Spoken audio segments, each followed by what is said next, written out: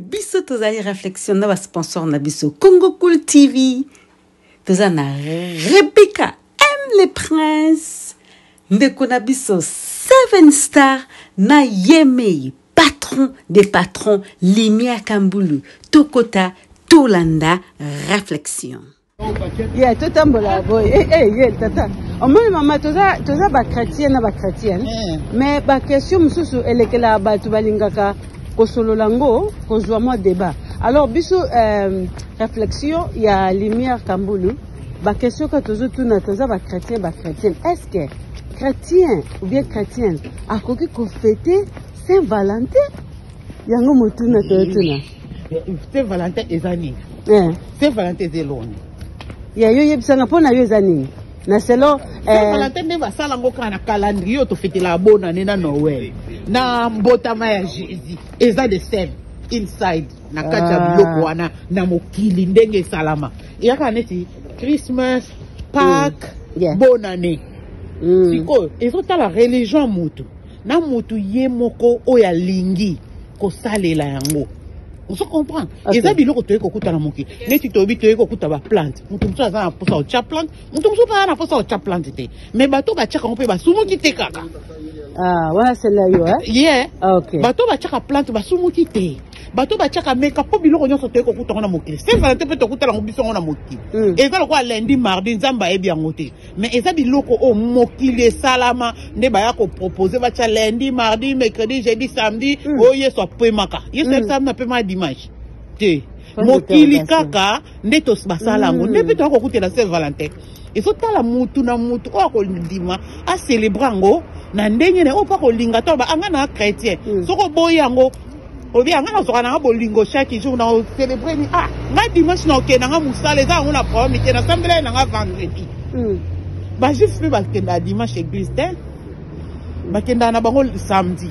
Samedi ndeza mboka na bango bakanga biloko nyonso to kosala te tokei koyoka parole bongo tozongi banda kotolia biloko ya ndaku te to kosomba la pole libanda bateke we to kosala eloko te makro evo fungwa mate correction na psiko fungwa mate mutu akosala nini activité moko te na cuisine mais ba pekisi te ke to ba tokisa maya moto ozomona mokili.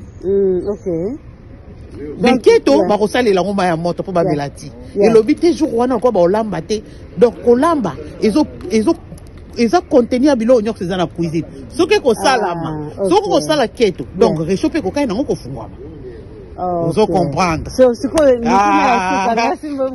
Siko yo Valentin au fêtarango nanda kuna papa bien na normal kaka.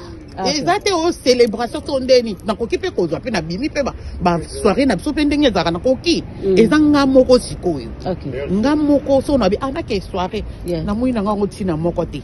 Et aneti bato mususu biloko nyonso ya mokili eza nango na ntina moto so nazwi te obomela ngo nzoto tokomi komitungisa na kati wana nde komi lisumu soko komona kofete fete na yo normal ya koforce te soko komi ndeko eloko nyonso ekoma lisumu okomi kosankete nango okomi kokundana nango na molimo no na makanisi no ifai na somba saki ifai na sala bwende biso basi ifai na somba periki ifai na wana okomi komi sumu kayo moko pona eloko wana balobi te avo fetango il faut za na plante eloko wana balobi te il faut sombela mbasika ozomona wana nde komi lisumu soko mona na kena ngo sepela na papa na mona ta bato mboko eza mboka ba stress na bina na ngai na sepela na bato concert ya nzambe moko ekobeta na Saint-Valentin ezalaka na Kinshasa. Oui. Concert à Saint-Valentin ezalaka na Kinshasa.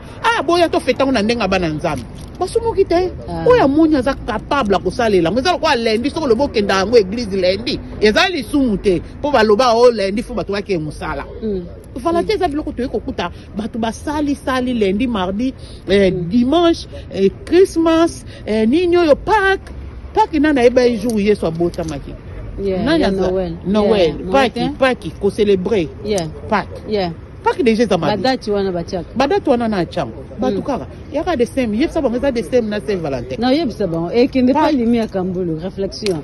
Merci beaucoup maman Madia Malili to sololi. Maman zakine alingine ko lakselongite malobi ebele to laksakango chaque samedi. To lo bango chaque samedi. Samedi to na débat le 11 na 19h. Alors, merci beaucoup. Yeah, no Merci problem. beaucoup. Bonne Merci journée. d'avoir pas voulu. Merci. Ok.